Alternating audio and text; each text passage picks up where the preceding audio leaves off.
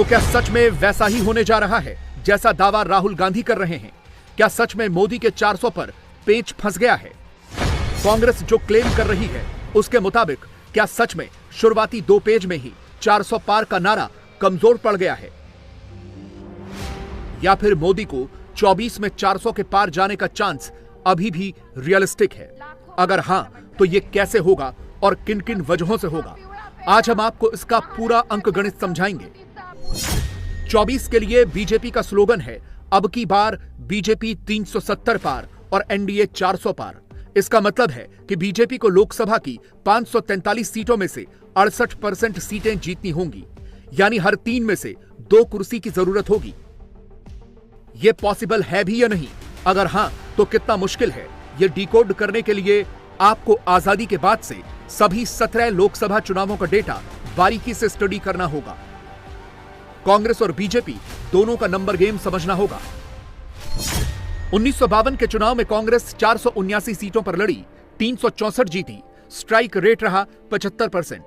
1957 में 490 सीटों पर लड़ी, 75% के स्ट्राइक रेट से 371 सीटें जीती। 1962 के चुनाव में कांग्रेस 488 सीटों पर लड़ी, 73% के स्ट्राइक रेट से 361 सीटें जीती। 1971 में 441 पर लड़ी, 79% के स्ट्राइक रेट से 352 सीटें जीती। और 1984 के चुनाव में कांग्रेस 518 सीटों पर लड़ी और 80% के स्ट्राइक रेट से 415 सीटों पर जीती। इन 5 चुनावों में कांग्रेस के 75 से 80% उम्मीदवार जीते।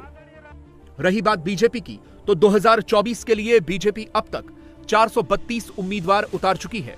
करीब 10 सीटों पर फैसला बाकी है। उम्मीदवारों के हिसाब से देखें तो बीजेपी को 370 सीट हासिल करने के लिए 86% का स्ट्राइक रेट चाहिए, यानी हर 10 उम्मीदवारों में से 9 को जीतना होगा। मगर क्या यह संभव है? यह समझने के लिए देश को ईस्ट, वेस्ट, नॉर्थ, साउथ और नॉर्थ ईस्ट, इन 5 पॉलिटिकल जोन की नजर से देखना होगा। अब जो डेटा आप देखने जा रहे हैं उससे यह काफी हद तक क्लियर हो जाएगा कि 4 जून को मोदी एग्जैक्टली कितनी सीटें जीतने वाले हैं।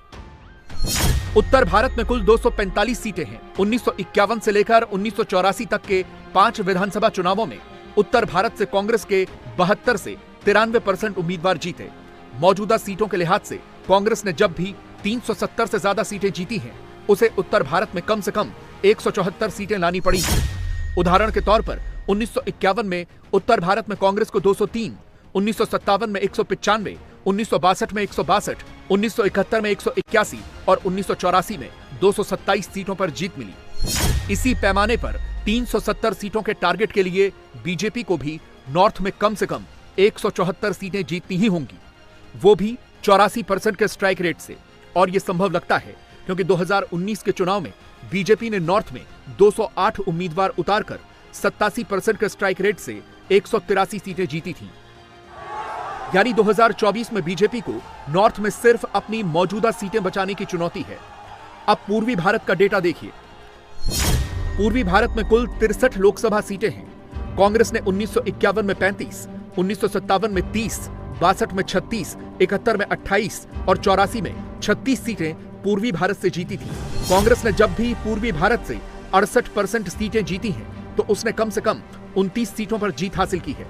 इसके मुताबिक 24 में बीजेपी को भी इस इलाके में 29 सीटें जीतनी ही होंगी, वो भी 46% के स्ट्राइक रेट के साथ। बीजेपी ने 2024 चुनाव के लिए ईस्ट जोन में 63 उम्मीदवार उतारे हैं। अच्छी बात यह है कि 2019 में भी बीजेपी ने पूर्वी भारत से 63 उम्मीदवार उतारकर 41% के स्ट्राइक रेट से 26 सीटों पर जीत हासिल की थी। इसका मतलब यह हुआ कि अब की बार बीजेपी को ईस्ट जोन में थोड़ा पुश करना होगा।